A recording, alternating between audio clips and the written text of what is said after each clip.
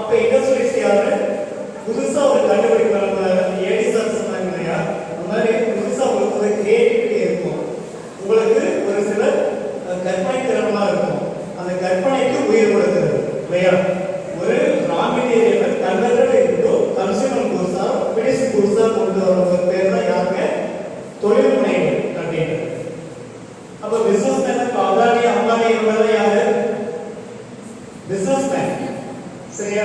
ஆனா நம்ம ஊர்ல ஒரு சின்ன லேத் ஒர்க் ஷாப் இதெல்லாம் வச்சிருக்காங்கல்ல, வெல்டிங் ஒர்க் ஷாப், லேத் அந்த மாதிரி எல்லாம் பண்ணிருக்காங்க. அது சாதாரண முறுக்கு சுத்துறதுக்கு இருப்பாங்க இல்லையா? அவங்க யாருங்க?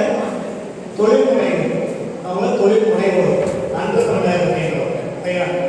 தொழில் முனைவோருக்கும் வியாபாரிக்கும் சர்வீஸ் ப்ரொவைடர் அதாவது சேவை வழங்குவதற்கும் நிறைய வித்தியாசம் இருக்கு. முதல்ல அதுல நம்ம யார் அப்படின்னு சொல்லி டிசைட் பண்ணணும்.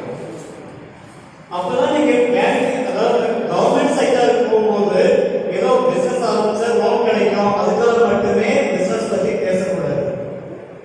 ஃபர்ஸ்ட் நமக்கான ஆஸ்பிரேஷன் என்ன, நமக்கு அது எந்த அளவுக்கு நாலேஜ் இருக்கு, அது நம்ம ஸ்டாண்டர்டா பண்ண முடியுமா, கண்டினியூட்டி இருக்குமா, அது தேவை இல்லையா? எப்பவுமே தொழில் முனைவர் எப்படியெல்லாம் வருவாங்கன்னா கற்பனையிலே உட்கார்ந்து இருப்பாங்க. பிசினஸ்மேன் அந்த கற்பனையிலே இருக்கும். அது எப்போ நான் ஒரு காலத்துக்கு இப்படியெல்லாம் வருவேன், இந்த மாதிரி வருவேன், நல்ல கற்பனை குதிரையை ஓட விட்டுட்டே இருக்கும். அதுக்கு யாரும் செயல்வடிவம் கொடுக்கறது இல்லை. சரியா? அது காரணம் என்ன? நம்ம லேடிஸ் ஆல்ரெடி 2 பேரும் சொல்லியிருக்காங்க.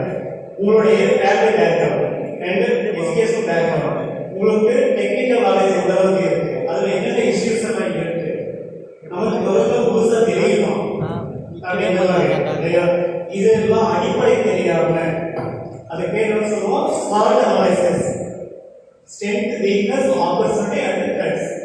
இதுல ஃபர்ஸ்ட் நீங்க ஒரு அவேர்னஸ் இல்லைன்னா பிசினஸ் சக்சஸ்ஃபுல்லா கொண்டு